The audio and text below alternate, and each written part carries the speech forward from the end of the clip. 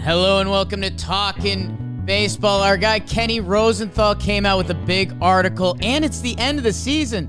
We're checking over unders. We're giving out our awards. What?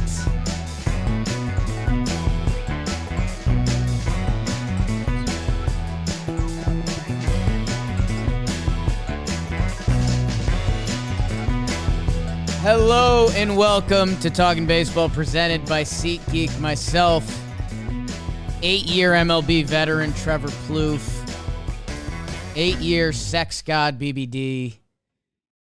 Welcome to Talkin Baseball. We are in it, Trev. As this comes out, the regular season is over in a week, singular. 1 week from Wednesday, the 28th. And so we almost had some housekeeping we had to do. We want to check in on a Talkin Baseball favorite episode, the position draft, as we do infield, outfield, the pitchers. There's some fun picks in there to discuss, and we'll give some love to some units we may have missed along the way. Oh, big unit. I hate that he stole that nickname from you. And then our team over-unders, a final check-in to wish and hope to get some teams over or under the hump. So we've got something to root for. And like I mentioned, our guy Rosenthal came out with an article. They really tickled your fancy, Trev, because he was talking about the toughest awards to pick. So we're going to pick them. Ooh, it's so tough to give an award out. Come on, Kenny. After $1.62. That voice you just heard was Trevor Plouffe from the Philadelphia Phillies. Trev, how are you? I was doing really good. I've had a great morning, done some stuff with C. Rosie, but this shirt just doesn't play on camera. I feel like it's distracting. Like people are going to be adjusting their computer screens. Is that where you watch YouTube? Yeah. You and I both shirt game today. In Beebs, we got this was Can we not planned. use this as the thumbnail? Yeah. Don't do that. Let's get a picture of Kenny Rosenthal in the bow tie and just be like, Ken Rosenthal on the show? Question mark. One day we should have Kenny wear a bow tie with our faces on it. I think we could make that happen. We could do that. So like in essence, we'll be on TV with him. I like that. Maybe we should have been wearing True Classic, Trev, because they're the absolute best fitting tees a man can buy, not to mention Super Soft, a.k.a. the Storielli. When you're jacked, finding the right t-shirt can be incredibly frustrating. Boy, do I know it. Most t-shirts are too tight in all the wrong places or way too big and boxy. This is me so much to a T. True Classic has figured it out, and they've helped over 2 million men get their fit at an affordable price. And our listeners, what if I told you I could get you 25% off with code BASEBALL at trueclassic.com? One of my favorite things about this whole damn thing is that our promo codes get to be something like baseball. Like that's so good. That's so hip. True Classic, you've probably seen them around. If you're not, you got to check them out. They're your one-stop shop for all things menswear, polos, workout shirts with the same flattering fits. They even got some boxer briefs. Hello. So go check them out, trueclassic.com. With code BASEBALL, you get free shipping included on purchases over $100 and 25% off. Go check them out at True Classic. trueclassictees.com/baseball. Trev? You're incredible. I love you so much. What our shirts look so bad. We should have planned this out a little better. We should have planned this. And you're sitting at an angle, so you kind of look narrow, and I've kind of looked like a goddamn box truck. There you go. That is better. Thanks for the advice right there. Yeah, Jeez. you look powerful. Trev, do you want to do our stuff or Kenny first? Where do you want to land the ship? I want to end with Kenny. Okay. I think at the end, this is the whole thing with the Kenny article is he's saying there's some difficult decisions for the voters this year, ranging from easiest to hardest. He put them. He said the easiest one, I believe, was the NL Cy Young. He believes Sandy Alcantara because of the innings pitched is just and the sheer dominance. Really, he's the easiest vote to give. And then there were some hard ones. He says it's really hard to do this, and I said to Jake, "Let's do it. Let's do it. We're a little diffy here. We can make the tough decisions." Well, Trev, then how about this? Let's do the position draft first, because it's I think it's become a Talkin' Baseball staple. BBD got linked to the Phillies, still is, because of the draft from 2 years ago. And it was our way to try to do a creative thing to highlight some of the best units and compete a little bit where we can. And if you have no idea, we do this before the season. We do it draft style. And another one of the caveats is you can only draft one unit from one team. So if you were to draft the starting pitchers from the Dodgers, like my guy Trevor Plouffe happened to, and they had the best starting pitching ERA this year, that's pretty good, but Trevor could not select the infield catcher from the Dodgers, which our guy Jambino did. And so putting all of that in the pot, we tried to assemble the perfect teams. Trev, I already complimented you off the rip. You took the Dodgers, and we've talked about it, and it's been one of the hot topics around baseball recently, if we're being honest, because they are such a wagon. Their starting pitchers don't feel like they have the same name power. I mean, Kershaw was out for a chunk this year. Walker Buehler has missed most of the season. But the other guys, Tony Gonsolin, Catterday, your dude, whether we're talking Anderson, I mean, Heendog, and now that Kershaw is back, he's still Clayton Kershaw.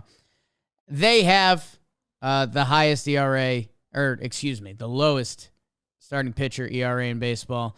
And as a regular season unit, they have been the best.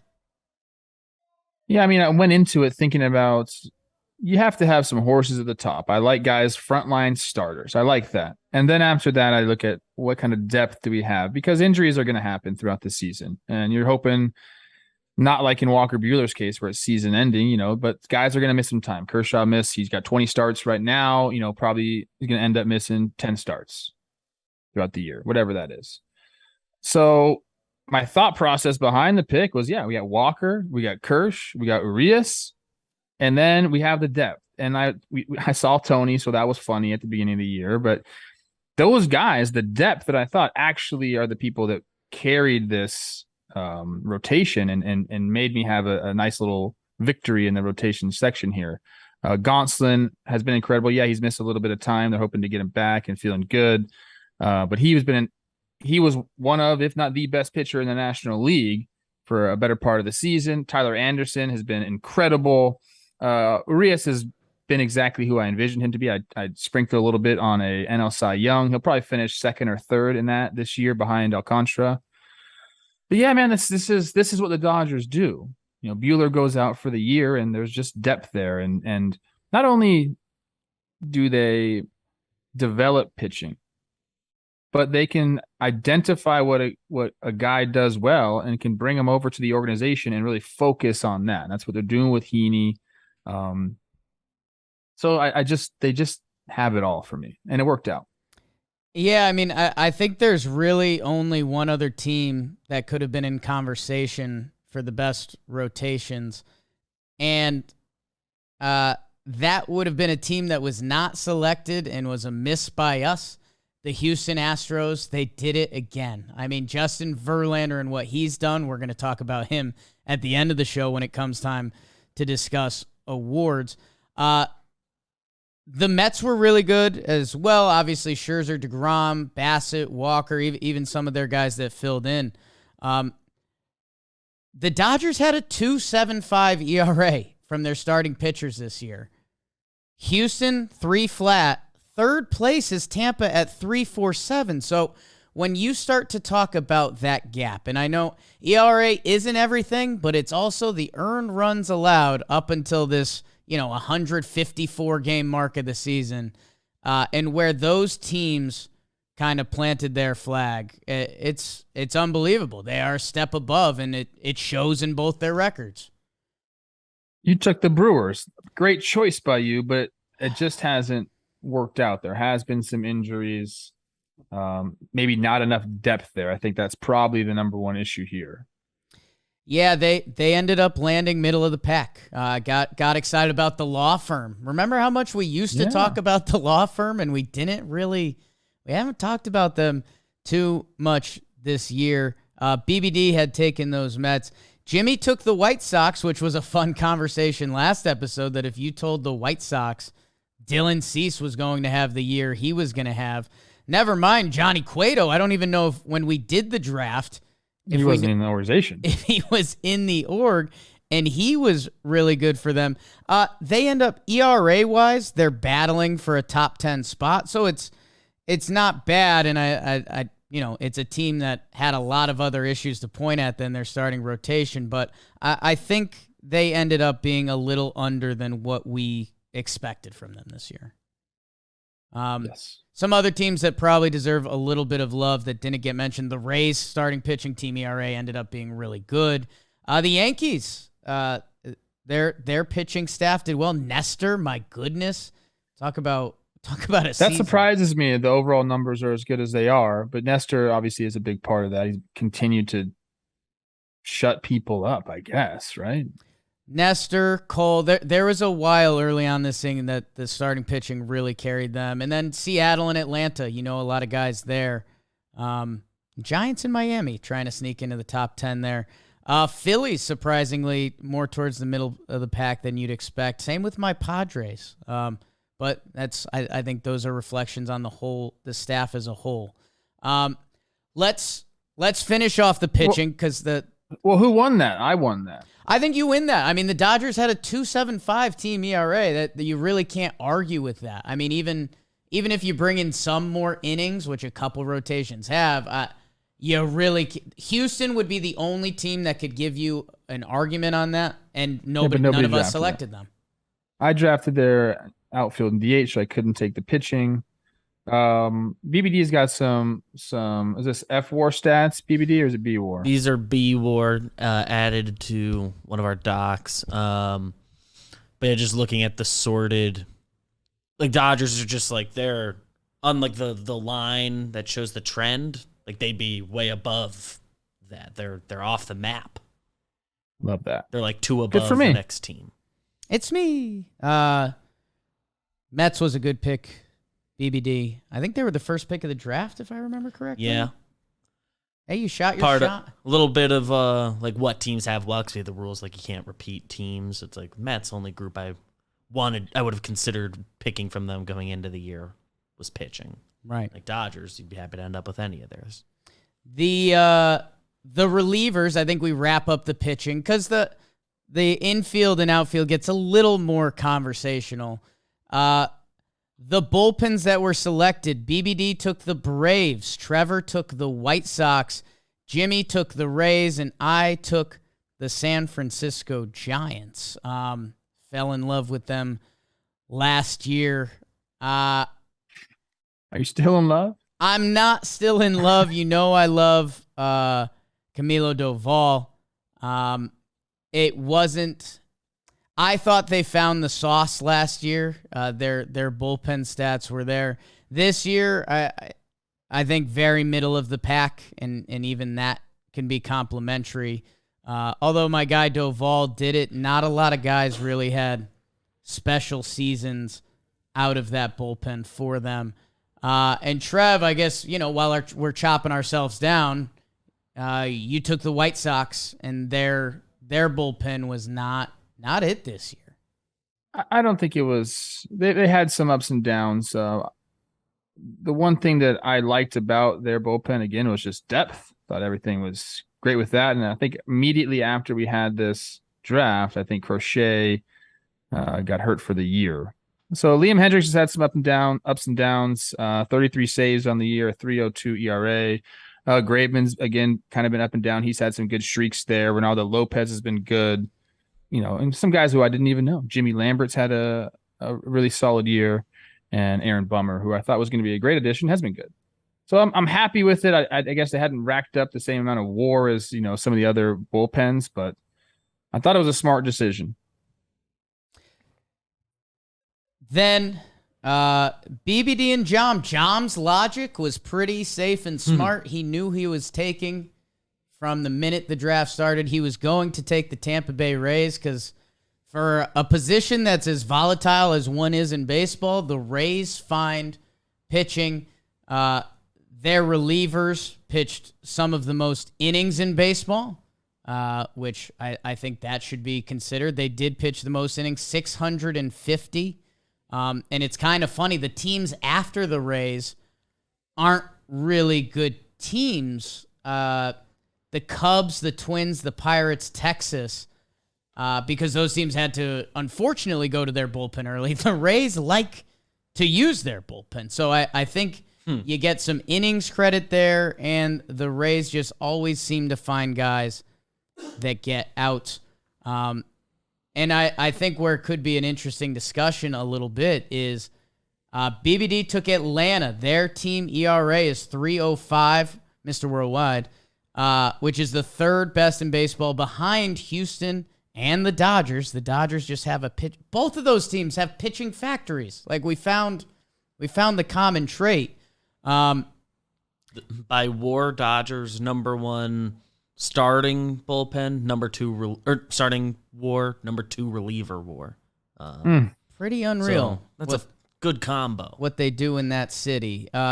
New York, Cleveland, they definitely deserve some love. I love the guys in the back end of Seattle. But and just to compare, contrast, Tampa Bay Rays have thrown about 143 more innings than Seattle's bullpen. That's crazy. And Houston, partly by strategy, and maybe this ties into everything, they've thrown the least innings pitched out of the bullpen, but with the lowest ERA. So I think there's a mix of being fresh, being available, and just being a really good organization. But Trev, I know you like to announce a winner because we are America. I think it comes down to Braves versus Rays. Man, it's funny because the Braves have had questions about their closer, Right. Kenley, and Rays are just, oh man. I mean, by B-WAR here, BBD has racked up 8.5 compared to Jom's 7.7. So I think I'm just going to go with that. I told people not to worry about Kenley, and their bullpen will be a strong point for them. He's a streaky dude. Yeah, and I mean AJ Minter deserves to be talked about. Colin McHugh, and man, oh man, as we're starting to really put together our playoff picture, whoever kicks to the bullpen for the Braves, they have the starting, they have the relieving. Same with those Los Angeles Dodgers. And by the way, the Houston Astros continue to be towards the top of the list. It starts to make a lot of sense why we're always talking about these teams and why we're probably going to be talking about them for the next month or so. With that, let's go to outfield and DH. The DH, this was the first year in the Talkin' Baseball draft that I think we fully lumped it because everyone was going to have a DH. So the outfield DHs that were selected, BBD took his Phillies, Trevor took the Astros, Jamalama Ding Dong took the Yankees, and I took the Halos, the only Angels unit that was selected. I will defend myself at first. I said, give me Mike Trout and Ohtani. I'll figure out the rest. There is a bonus piece in figuring out the rest with Taylor Ward, who's put together a really nice year. He's going to be like a 3-WAR guy. He's done. He did his part. Left field had still, that third outfield spot had been missing from the Halos this year, but Trout ended up doing his thing. Ohtani ended up doing his thing with the T-Ward kicker. Jimmy O'Brien took the Yankees, and guess what? That Aaron Judge guy, being at about 10 WAR himself, that's a pretty nice piece to the puzzle. And they've gotten some different contributions from guys in different parts of the season, whether it's a Benintendi briefly, Heck, I think Matt Carpenter got some right fields going on. The Astros, Trevor Plouffe, you selected them. And, man, do the Astros know how to do it? Kyle Tucker continues to do it year in, year out. Yordan Alvarez. Even they lost Michael Brantley, but he did contribute earlier in the year. And BBD's Phillies, interesting because Harper has been good, and he's been there. He turned into their DH for most of the season while he was out there. Well, just missed so much time. And Kyle Schwarber hitting home runs. Castellanos got off to the slow start this season. BBD, I don't want to.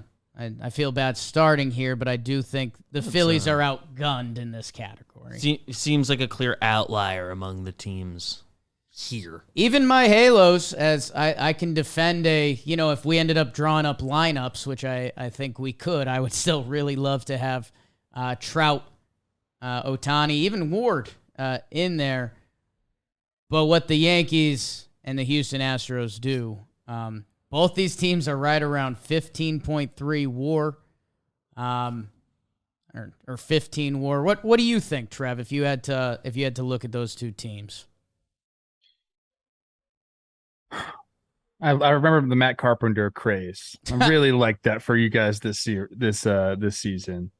The reason I went with the Astros was Yordan, Kyle Tucker, and Michael Brantley. Their center field spot was always going to be interesting for me, and we talked about that with the Astros. Like they haven't been able to fill that the way they've been able to fill the rest of their team's positions. But with the season the Judge is having, I think I'll give that one to the Yankees. I think so. I think that like takes over for me. Yeah, it's interesting. The Astros, they traded to Trey Mancini, who's been playing some outfield. Chaz McCormick in center, and a couple other guys hopping in. The Yankees, I mean, it's so funny how different elements of the season change. They traded for Andrew Benintendi and Harrison Bader, so that's something we obviously didn't know coming into the season. You couldn't predict it at all. Started the year with Joey Gallo, who's now on the Dodgers. Oh man, right? The whirlwind that can be baseball, is pretty nutty. Some other teams that I saw racking up different WAR. I just clicked away. The Braves outfield has to be up there. Braves with Michael Harris Jr. Jumping into the equation, and who he is. Let me see. The Dodgers are always good at everything, per usual. Let's see. The Mets, a lot of Mets racked up WAR from some different positions. Toronto, and then Seattle. I mean, Julio carried a lot by himself, but he, surprisingly, Jesse Winker and Mitch Haniger out for most of the season. That, they had guys playing out there, but compared to some of those other teams, they got outgunned a little bit. We'll give it to Judge. Let's give everything to Judge. Teaser for later in the episode. Well, the way we're going about this, I'm not sure there's going to be a clear winner here. I think what we need to do maybe is let's make some graphics here with our teams' faces on them, 4 slides, and send it out to social and say, what team would win? That's kind of how I'm like thinking of it as far as like the winners here. I want my whole team out there. Right. And together, whose unit is the best. Right now, we're kind of going over some of the individual numbers, which I guess, helps out with that. But I want people to like see the faces. It gets so messy. Like, does Benintendi get left field for the Yanks? Can he be played out there for his 15 games? I have no idea. But that's why we love sports. The final thing to calculate: infield plus catcher. BBD took the Twins. Trevor took the Blue Jays. Jimmy took the Dodgers. I took the Atlanta Braves. The biggest miss of probably this whole thing in St. Louis, you probably could have gotten a shout out for some outfield stuff too. That St. Louis Cardinals infield with Paulie Goldschmidt at first, Nolan Arenado at third, Tommy Edman wherever you need him. And basically, they could have thrown me out there, and they would have run away with this thing. That Cardinals infield has put together an all-time season. That being said, interesting units here because the Twins ended up in an okay place. I mean, Correa, where his season is going to land with Luis Ariz. Even, Gio being Gio, like that. That Twins infield was solid. The Toronto Blue Jays, your boy Matty Chapman got it going at some point. I love my Blue Jays infield, okay? Yeah. Alejandro Kirk, 131 OPS plus. Vladdy Guerrero Jr., 819. This is a down year for Vladdy. Think about that. 23 years old, 30 homers, 91 RBI, 819 OPS. It's a down year for Vladdy. Yeah. Bo Bichette at shortstop. He's got it going almost at an 800. He's at 798 OPS with a 126 OPS plus. And Matt Chapman got it going, 120 OPS plus. I mean, these guys, this is my young unit, man. I like this a lot. That young unit. The Dodgers, who Jimmy selected, I mean, Will Smith behind the dish. You've been saying lately that he is the best catcher in baseball. Best hitting catcher in baseball. Frederick Freeman, I think you know his resume. Trey Turner at shortstop has been mostly Trey Turner. Even Gavin Lux with a kick in the infield. Max Muncy had a slow start to the season. He started to go, Justin Turner, depending how you mix those bodies in there, you'd have to cut someone out. Justin Turner, listed as the Dodgers DH on Baseball Reference. How about that? He's not. Why is that? Yeah, they do it by the games played. I think Muncy might have passed him at third, which slid him in there. There's a little bit of, because like they don't let one guy be the person on two things. Right. So just the way they auto list. And then my Atlanta Braves, the catching position ended up being really good for them between d'Arnaud and Contreras. Matt Olson, date my daughter. The numbers were in a better place. They're still in a really good place, but like you said for Vladito, I think it's slightly down for Matt Olson. Ozzie missed a lot of the season, but some of the guys filling in had been pretty good for them. Dansby has had a massive year, and he's about to collect some serious money. And how about Young Thick, man? There was a while where he was kind of pushing Goldschmidt for the MVP. That conversation, I think, has come down, but 889 OPS, he leads the National League in total bases. So I'm pretty happy with my Brave selection. For me, BBD, not to slight you again, Jays, Dodgers, Braves feels a little bit like pick your favorite ice cream flavor. Hard to go wrong. Defend myself a little. I think in the moment, because it was the final pick of the draft, I said, well, let's pick a fun twist here.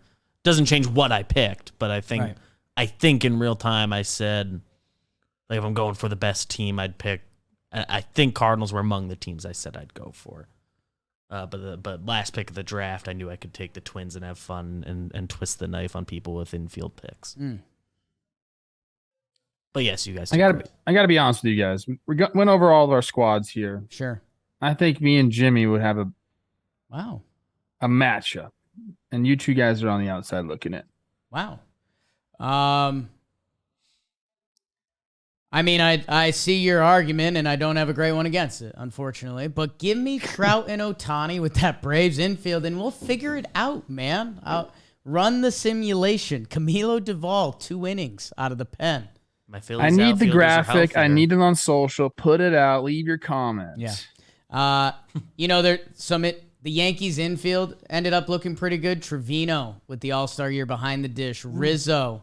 Glaber's season on the whole looks pretty good. And then Donaldson, DJ actually racked up some more and IKF at shortstop. So I guess let us know the Padres with Machado and Cronenworth and Kim. Racked up some more. First base was a bit of a black hole for them for a chunk of the season. they never got that Tatis guy back. So I guess where we leave it, because I'll let you go as well, Trev, but obviously there's some opinions and war and F war and B war, which gave us some different numbers along the way as they love to do. Definitely sound off in the comments when we make the graphic and on this video. Maybe some units you thought we missed. The Mets should have got some more love along the way in this, between Alonso and where you slot McNeil, Lindor at shortstop. They racked up some big points this year. So I don't know. Anything else you got, Trev? I think just goes to show you, especially, we go over every single roster before the year. These rosters are constantly in a state of flux, and we've seen teams be pretty aggressive at the trade deadline, and teams are looking different. But in saying that, it's the teams that can do both, can acquire guys and develop guys that usually end up on top. But that's kind of what you see, with the top organizations and the top positional units, is teams that develop and acquire guys. And before you start yelling, there's a couple teams that I think deserve not little shout-outs, full-blown shout-outs. Seattle Mariners, Cal Raleigh, Ty France, our guy J.P. Crawford, and your boy Eugenio Suarez put together a nice infield season this year. Who else was I looking at? The Texas Rangers, Nate Lowe, Jonah Heim, Seager and Simeon ended up going later in the season. And the Cleveland Guardians, between Rosario, Ramirez, Jimenez, even Naylor at first, his numbers have come down back to earth. So definitely wanted to show some love to those units. And let us know. We definitely missed a couple. Give them some love in the comments. Another Cleveland shout out, which I don't believe we hit during outfield. They are by B-War the number 5 outfield. How about that? Their bullpen's been Cleveland's bullpen has been electric over the second half. Their pitching staff has been great. Yeah, I mean that's the reason they're 10 games up in the AL Central right now. They clinched. Were Roman ready for this season, and I hope their season doesn't prematurely end. If you're going to the bedroom ready to play a full 9 innings and you're getting banged in the top of the first and it's over, maybe you want to try some Roman swipes. And Trev, let me read to you the instructions. Remove the disposable swipe from its discreet pocket-sized pack. Wipe on the most sensitive parts of your penis. If you do that, there's a Roman study that says proven to increase time to O by more than 4x. How about that? Safe, effective, and no prescription needed. I always think it's interesting they say no scent or taste. Try today for as little as $2.75 per swipe. You will get 20% off your first order at GetRoman.com/Talkin today. That's GetRoman.com/Talkin for 20% off. If this is something you're dealing with, people, why not give it a shot over at GetRoman.com/Talkin, 20% off. Have you used it yet? I have one. I'm just waiting for the right moment. You need some time. For the invite. Yeah. It's got to clear out a block of your schedule. There's baseball season and there's fucking season, and we're almost there. Breeding season. Mine always coincide. World Series sweep, please. Trevor, let's do, and we can do this pretty tight. Because this is more so checking in on ourselves, and we'll get the final total for everyone. But also, a favorite of ours at the start of the season is doing the team profile and projections, the over-unders to start the years. And with that, we all pick our over-under from DraftKings. And, it's just a funny exercise to see where we all line up and what smells funny, what smells off. So with that, let's go through it. The Atlanta Braves, they are on pace to win 100. They have 196. Their over-under was 90.5. We all took the over, and we were all right. Snaps for us, a fantastic job. Trev, where we're going to end up looking foolish for a second, your Los Angeles Dodgers, you and I straight overthought it, right? Just straight disappointing. We thought that division would be tougher between the Padres and the Giants, right? Remember, they were such a crucial aspect to this division. They did not have it this year. We went under 97.5. Point to John Boy. Yeah, I mean, we said they're going to win 95, 96 games. They're going to win the division. We just thought, back-to-back 100-win seasons like that didn't seem possible with the, extra competition in the division, but it doesn't matter. The Dodgers don't care who they're playing. So that's good. And John even said 100-plus wins. Over-under was 97.5. He said they're going to win over 100 games. He added a little juice to it. He was a believer. He had it. They know what they're doing over there. One that is going to be a fun one for us to track. The Toronto Blue Jays over-under is 92.5. They are sitting at 87-67 as we record this. They're on pace for 91.5 wins. If they finish 6-2, they will hit the over, which we all selected. If they do any worse than that, we will be out. The Blue Jays, interesting. It just felt in the middle of the season they were missing one more win streak, and that didn't happen. But maybe they're about to finish strong.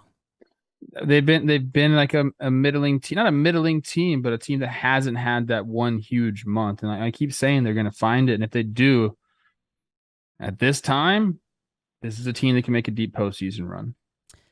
The White Sox and Red Sox are both going to be the under. We all took the over on the White Sox. We're not talking about them. You know what happened. Me and Jimmy took the over on the Red Sox. We were sniffing maybe some Boston magic. Trevor, you took the under. You told Will Middlebrooks they'd be 500. You were wrong. They will be under that. And you will be the only person to get a point from one of the Sox teams.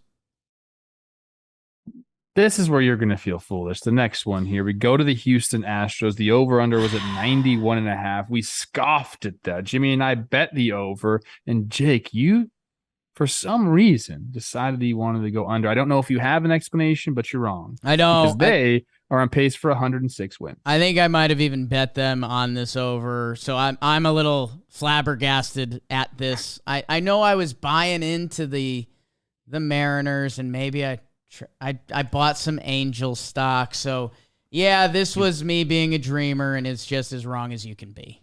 You're buying Angel stock pretty hard preseason, plus Rangers we thought would put a cut into their they'd add a lot more. The division will get better. Shut up, Jake. That's as bad as it gets. I'm disappointed in myself.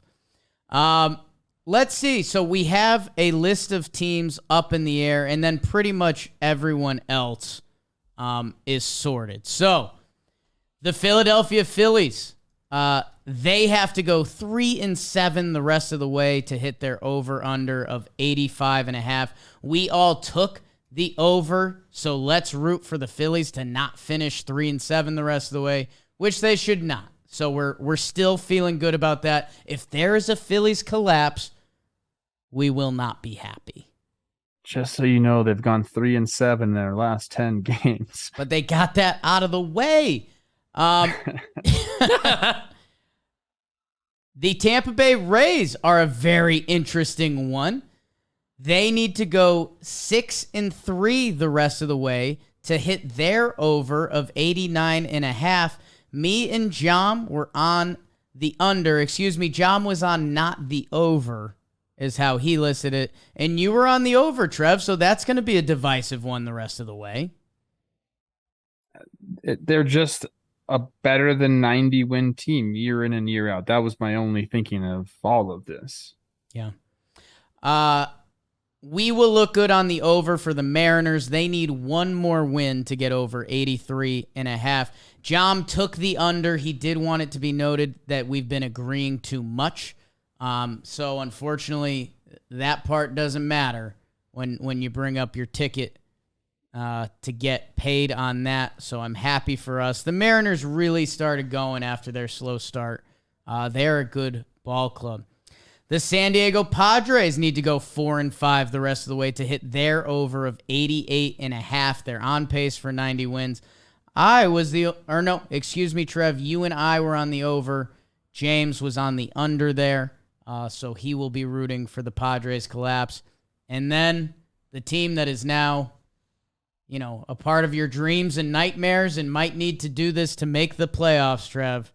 The Milwaukee Brewers need to go 7-2 the rest of the way to hit their over of 88.5, which we all took. So it's interesting because we're recording this on Tuesday, right? So that 7-2 mark, that is the mark that they can go, and Philadelphia can finish 5-5 in their last 10, and Milwaukee will be in the playoffs. So if they have to do this for us. They have to do that for themselves. If Philly plays 500 ball the rest of the way, 5-5, they'll have to go 7-2. So we're rooting for it. Or are we rooting for it? I don't know anymore because I want to see the Phillies in the playoffs too. Craig Tember, get it going, Milwaukee. You're a couple of teams that have exceeded their over-under total. How about the New York Yankees and the New York Mets? Mets were at 90.5. Yankees were at 91.5. Both have already cleared that. I did. I had both of those. Trev, you had the under on both? I did. I actually had the over on the Mets first, and Jimmy tried to convince me otherwise, and I ended up changing it to the under, which is tough. Buck Showalter. The other teams that have taken the over, the St. Louis Cardinals are going to clear it by about 10 wins. The Guardians are going to clear it by about, not a math pod, 15 wins or so. They were one of the breakout teams this year. The Colorado Rockies are on pace to clear. They need to go 4-5. This is going to be a tight one. The Rockies That's our best one, baby. Let's go. The Rockies were 68.5, and we all took the over. Why did we all agree? Why? Because the Rockies won games last year, and then they added Chris Bryant. Still doesn't make a lot of sense, but we did it. And here we are, people, rooting for the Rockies to go 4-5. The Arizona Diamondbacks, they cleared their over-under total, and so did the Baltimore Orioles. They both cleared them by a lot. Happy for those teams. I mean, the Orioles are on pace for 84 wins. Their over-under was 62.5. Incredible stuff. And teams that are most likely already sad. Pittsburgh Pirates, under. Oakland A's, under. Texas Rangers are under unless they go undefeated the rest of the way. Miami Marlins will be under. The Nats will be under. The Angels will be under. Oh, God, Angels. The Twins have to go undefeated the rest of the way to hit their over. Same with the Cubs. We're going to assume those are going under. Kansas City Royals, San Francisco Giants, Detroit Tigers, and your Cincinnati Reds will all be under what their expectation was this year. So we will double check and get you the final numbers on who's got it right, who's got it wrong the rest of the way. But I don't know. It's funny to check in with that week left, and you get these flashbacks to, the Tigers had some young hope to start this season, and truly what the Guardians did this year.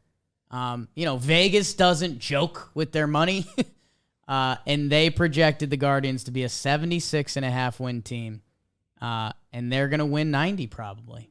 So that's pretty cool. It happens, and these are fun bets. Like, I think next year when this comes out, I'll take a look at the board before we do this episode. I want to pick one that we actually all go and put a sizable bet on. I mean, I locked in. Maybe those RBI total again. That was nice. Locked in St. Louis Cardinals. And I locked it in at the DraftKings Sportsbook. They still have some sports. Oh, they always have sports bets going. NFL, baseball. We're about to talk about some baseball award seasons where you could still play some cheddar. And if you want to go the NFL route, Sunday, veg out, place a couple. $5 on any NFL team to win and get $200 in free bets if they do. They got their same game parlays, which are super easy and fun to do. Download the DraftKings Sportsbook app now and use promo code JOHNBOY to get $200 in free bets if your team wins when you place a $5 bet on any foosball game. That's code JOHNBOY, only at DraftKings Sportsbook, an official sports betting partner of the NFL. Minimum age and eligibility restrictions apply. See show notes for details. Let me take this show over, bro. Yep. Our boy Kenny Rosenthal, and we do love Kenny Rosenthal. He's been a nice friend to us. I tend to like what he writes, what he talks about. He put out an article on September 19th talking about how there are some really difficult decisions that voters are going to have to talk about. And the way he kind of framed it was everyone's talking about Judge and Ohtani and the AL MVP, but he said there are some decisions that are tougher than that, in his opinion. And he ranked them from easiest to hardest decisions to make. So I'll kind of run through what he said. And then what I challenged Jake and BBD to do was let's take those bottom three, the hardest ones he has, and let's just do it. It ain't that hard, right, people? So we're going to do that. The easiest vote that Kenny says is the NL Cy Young. He talks about Sandy Alcantara and the innings lead that he has on the rest of the league, plus the sheer dominance. I think he has 5 complete games on the year, which is just incredible in a time where that does not happen anymore. And I also agree with him. Vegas agrees with him as well. Right now, he's minus 1,000 in Vegas with Zach Gallen and Urias behind him at plus 2,000, plus 2,500. So I agree with Kenny here. Do you guys have any objection to that? No, it's I was rooting for Julio to sneak back in to get you that preseason one, but what Sandy's done this year, the complete games, the innings, it's the volume ends any fun you want to have with it. The next one he talks about is the AL Rookie of the Year, and he says that Julio Rodriguez is the clear-cut winner. I think we're all going to agree with that. Adley Rutschman did come in a little late. I believe he made his debut on the 21st, which is actually May 21st. Which is actually when I made my debut, which is very nice. Me and Adley together forever in history. I agree with this. And I believe at the beginning of the year, this was going to be a really fun race. We heard about Julio and, we're wondering, was he going to start with the team? Ends up happening. Bobby Witt Jr. was supposed to be there. We had some fun guys also in this. Not mushrooms, guys on the baseball field. Stephen Kwan, put up a nice little rookie season. The Twins had Duran, the reliever, who had an incredible rookie year. Bautista for the Orioles. The Mariners had another guy in George Kirby that had a great year.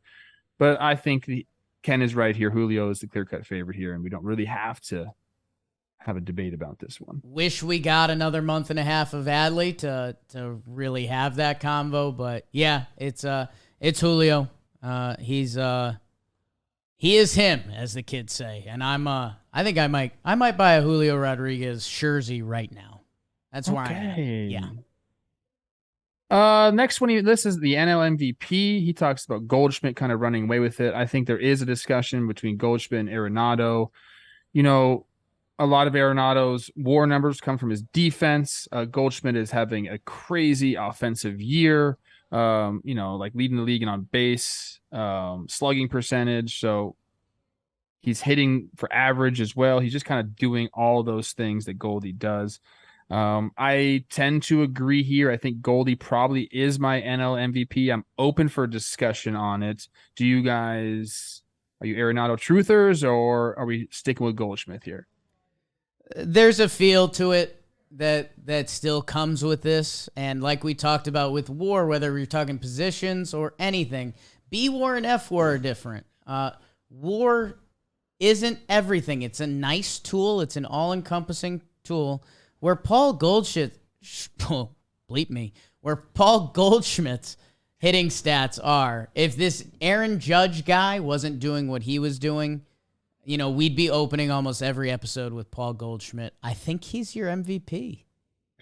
Minus 5,000 in Vegas right now. Freddie Freeman, the next at plus 3,500. Arenado right behind at plus 4,000. So I think we're in agreement there. Yep. NL Rookie of the Year. Now, this is where it starts to get a little difficult. I think we have two guys there on the same team that are neck and neck. We have Spencer Strider. We have Michael Harris. Strider now out probably for the rest of the regular season. We'll see if he can make it back for the playoffs. And then, Michael Harris coming up and doing what he's done in the outfield. I think this is two very compelling cases here. I think when you're up against pitcher versus hitter, and Kenny does say this in his article, I agree with him. I think you got to go everyday player here. I think Michael Harris, day in, day out, showing up on both sides of the ball. We've seen him make incredible highlights defensively. We've seen him mash the baseball. We've seen him have timely hitting. Money Mike, man, I think has my vote here. I tell you what, even put Michael Harris's stats next to Julio and appreciate what's going on there. He's put up similar stats in more than 100 at-bats less than Julio. The Strider injury sucks. I hate it, and it would make me sad if that is what ends up deciding this, but I also think it is, because you're right about the impact of a position player every day. You're out there, offense, defense, all of it. Center field, which we highlight in our all JM teams. Spencer Strider's best chance would have been what?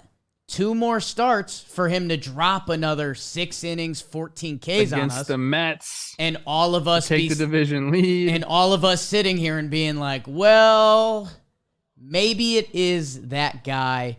He set records, which anytime you do that in baseball is nuts. Harris is special. And how about this? I hope whether Michael Harris is having an incredible final month, like he's had an incredible season, hopefully he puts a couple cherries on top at the end of this, so it doesn't feel like the injury just took Strider out of it. But also funny looking at the Vegas betting sites. On May 3rd, your favorite was Suzuki from the Cubs. He's fallen out of that. And then the flying up to the top then was Mackenzie Gore. And then these Braves guys just took over. It's unreal. Vegas has it minus 350 for Michael Harris right now. Spencer Strider plus 275. Everybody else not even in the discussion. Crazy. We'll end with 2 here. Two to end it. Okay. This is Kenny Rosenthal's most difficult decision. And no, it's not Judge and Ohtani. And yes, that's what we're going to end on. We're going to count to 3 and say who we think should be the AL MVP. The toughest decision the Riders have to make right now is the AL Cy Young Award winner. Now, Ken talks about innings being a big reason why Sandy should be, where he's at. And he doesn't like when guys miss time during the year, especially for a starting pitcher. You're only out there every 5 days. You got to be there for 30 starts. Let's go. Problem is, Justin Verlander's leading the league in everything except innings pitched. So we have a case now. Do you go with Verlander, who's been dominant? Do we go with McClanahan, who's been dominant? Do we go with Cease, who's been dominant? Do we go with Framber Valdez, who leads in innings pitched and set a record for the amount of quality starts in a row? It's a lot of really good pitchers there. And I think this is pretty difficult. And I think I have my guy. But I'll let you guys go first. And I want BBD's take on this too. Beeps? Kenny cited a big innings difference when Snell won it a few years ago, and when he threw 33 and a third fewer innings than Verlander in 18. And Verlander with is not far off from some of the other guys we've talked about all year in this conversation. You talk about McClanahan and Dylan Cease has entered there. He's within 10 innings of them, so that's I'm okay with that. But then we start throwing Framber in. I know Jimmy likes the every start reliability, like however many consecutive starts without any blow-ups, and Manoah's just been a stud all year, and he's kind of getting to a point where, that number of innings is out there. Who's your guy, BBD? I think I still lean Verlander, but I don't know if that's just name getting to me. I think, gun to my head, Verlander's my one. If we were doing a tiered vote like they do for the real award. I am Justin Verlander. I believe in ERA. I know there's more to it than that. But he also leads in WHIP. Yeah, sometimes you don't need to A lot of other categories. You don't need to overcomplicate it. It's 182. And I know he missed a couple, but it's not a big enough gap to do that for me. I'm going JV. So I started thinking about this. I love the idea of Framber just taking the ball, giving you a chance to win, a very good chance to win every single time he's out there. He does lead the league in innings pitched right now, 191. Manoah right behind him at 190.2. Biebs is up there, 189. Good for you. And your guy, Garrett Cole. Been a workhorse. You gotta love that about him. So I thought about that, and I'm like, JV, you missed some innings, bro. 157. Like, that's not enough. But then I realized Justin Verlander is almost 40 years old, so you got to cut the guy a little bit of slack. He is going to win the award. I don't think it's going to be close. Vegas has him right now minus 1,600. Cease behind him at plus 700, and Framber plus 6,600. I love what Framber's done all year. Cease has been absolutely dominant in a way like almost similar to Framber, where you're going to have an excellent chance to win every time he touches the ball. You can say the same thing about a lot of these guys, but I think JV kind of has separated himself a little bit, even with the innings discretion. Yeah, he has the storyline too. Coming back from TJ, he's on the most dominant team. He's playing for more. I know this is where our final argument's gonna end a little bit, but Justin Verlander, he ain't emptying the tank in the regular season because he's getting ready to pitch big boy innings in October. So I'm fine with it. The next crop is really nice. I do think if there's a firm two, I do think it is Dylan Cease when I look at all those numbers on paper. But yeah, like you mentioned, that next tier is pretty stacked, but it's Verlander, and I think he's going to remind us why in October. Last thing we're going to do, and BBD, get the music ready. Because on 3, Judge or Ohtani. No words, no explanation. Just give me your pick. Are you ready? I'm ready. Ready. 1, 2, 3. Judge. Ohtani.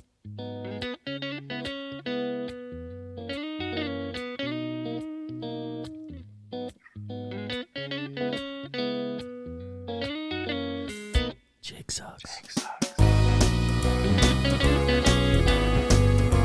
No one's ever done what Ohtani's done before. Don't give me this shit. I don't know if anyone's done what Judge has done before. What?